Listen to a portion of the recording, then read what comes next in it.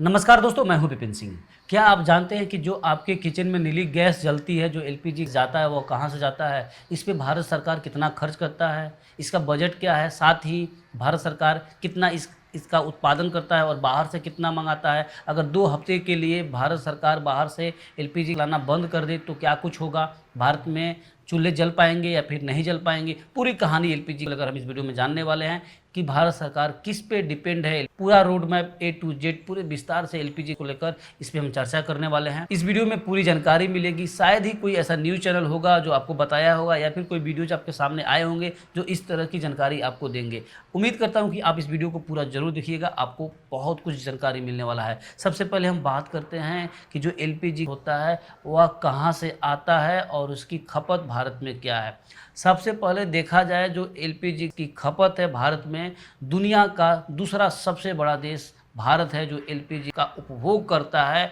अब हम बात करेंगे पहला कौन है। पहला चाइना है और तीसरा सबसे बड़ा देश अमेरिका है, जबकि यहाँ पे कहानी कुछ अलग ही है। अमेरिका तीसरा सबसे बड़ा एलपीजी उपभोग करने वाला देश है, लेकिन इसकी कहानी अलग है। चाइना एलपीजी गैस सबसे ज़्यादा उपभोग करता है, लेकिन चाइना एलपीजी सबसे ज़्यादा बनाता भी है, लेकिन इतना भी नहीं बनाता है कि वह बाहर से मंगा नहीं पाए। इतना उसका खर्चा है कि उसको बाहर से मंगाना पड़ता है, जिसके कारण सबसे ज़्यादा दुनिया में उपभोग करने वाला देश अगर कोई है एलपीजी का तो चाइना है। दूसरा सबसे बड़ा देश है भारत। तीसरा जो देश है अमेरिका, एलपीजी का उपभोग तो करता है, लेकिन इतना ज़्यादा एलपीजी गैस बनाता है कि उसको उपभोग करने के अलावा इतना ज़्यादा गैस उसके पास रहता है कि वो बाहर के देशों में बेचता भी है। भारत में सबसे ज़्यादा एलपीजी मिडिल ईस्ट से मंगाया जाता है, जिसमें कतर से मंगाया जाता है सबसे ज़्यादा। उसके अलावा यूएई से मंगाया जाता है, सऊदी अरबिया से मंगाया जाता है और कुवैत से मंगाया जाता है। यह रहा मिडिल ईस्ट के देश जहाँ से भारत सरकार एलपीजी गैस मंगाती है।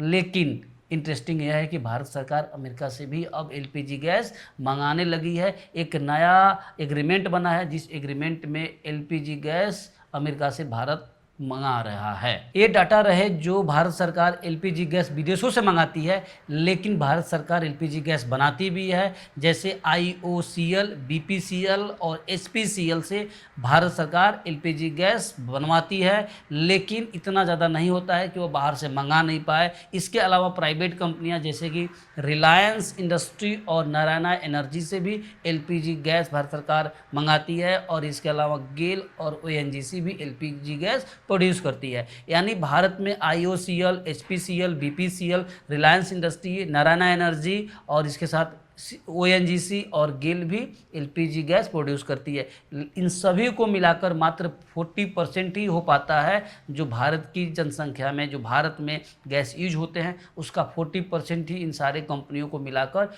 एलपीजी बन पाता है। बाकी का 60% विदेशों से मंगाता है। भारत में कुल एलपीजी की खपत अगर देखा जाए तो 2024 और 25 का ग्राफ सामने लाया जाए तो जिसमें आता क्या है कि कुल खपत है सालाना 31.3 मैट्रिक टन, जिसमें भारत उत्पादन करता है 12.8 मैट्रिक टन और विदेशों से मंगाता है, जो मिडिल ईस्ट और अमेरिका को मिलाकर मंगाता है 18.5 मैट्रिक टन, जिसमें 60% हो जाता है मिडिल ईस्ट और अमेरिका मिलाकर बाहर से एलपीजी गैस मंगाता है और 40% ही वह बना पाता है भारत। सालाना एलपीजी की खपत है 31.3 मैट्रिक टन और प्रतिदिन के हिसाब से देखें तो 80,000 टन प्रतिदिन एलपीजी की खपत है। टोटल एक्टिव कनेक्शन जो है एलपीजी का वह है 33.05 करोड़, जिसमें से 10.56 करोड़ तो सिर्फ उज्ज्वला योजना के तहत है। यानी जब से उज्ज्वला योजना एक्टिव हुआ तो यह संख्या बढ़ती गई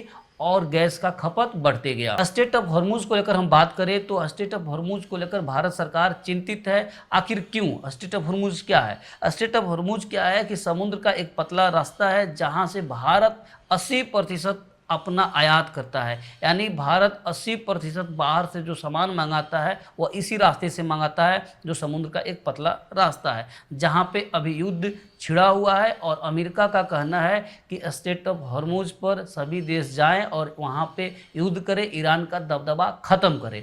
अगर वहां पे युद्ध होता है तो भारत को काफ़ी नुकसान होने वाला है, क्योंकि 80% का आयात भारत उसी रास्ते से करता है। अगर स्ट्रेट ऑफ हॉर्मुज बंद हो जाता है तो भारत के पास मात्र 16 दिन का ही एलपीजी बैकअप में रहेगा, यानी भारत सरकार के पास मात्र 16 दिन का एलपीजी बैकअप में है। अगर 2 हफ्ते के लिए बंद हो जाता है, एलपीजी नहीं आता है, तो भारत में चूल्हे नहीं जलेंगे।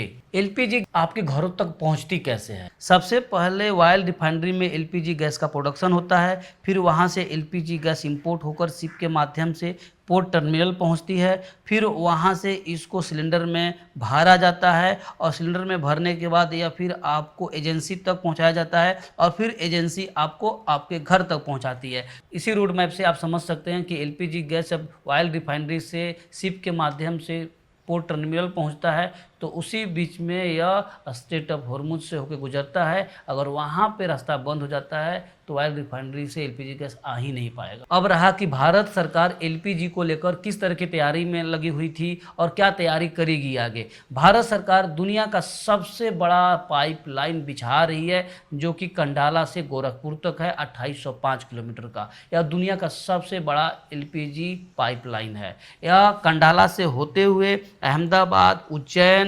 इंदौर और भोपाल, झांसी, कानपुर, लखनऊ, बनारसी होते हुए यह आपको गोरखपुर पहुंचने वाली है। यह दुनिया का सबसे लंबा पाइपलाइन, गैस पाइपलाइन है, 2805 किलोमीटर का। इसके अलावा भारत सरकार जो है विशाखापट्टनम और बेंगलुरु जैसे जगह पर ज़मीन के अंदर गैस स्टोर करने की क्षमता बढ़ा रही है, ताकि विषम परिस्थिति में इसको यूज किया जा सके। एलपीजी को लेकर लगभग साल का 1 लाख करोड़ का बजट है सरकार का। तो ये रहा एलपीजी गैस का पूरा रोड मैप। आपको यह वीडियो कैसा लगा कमेंट करके जरूर बताइएगा। वीडियो अच्छा लगा तो लाइक जरूर कीजिएगा और अपने परिवार और दोस्तों के साथ शेयर जरूर कीजिएगा, ताकि उनको भी इसके बारे में पता चल सके। ज़्यादा चैनल को सब्सक्राइब जरूर कीजिएगा, फॉलो जरूर कीजिएगा। फिर मिलेंगे एक अच्छा इंटरेस्टिंग वीडियो के साथ में, तब तक के लिए विदा लेते हैं। जय हिंद।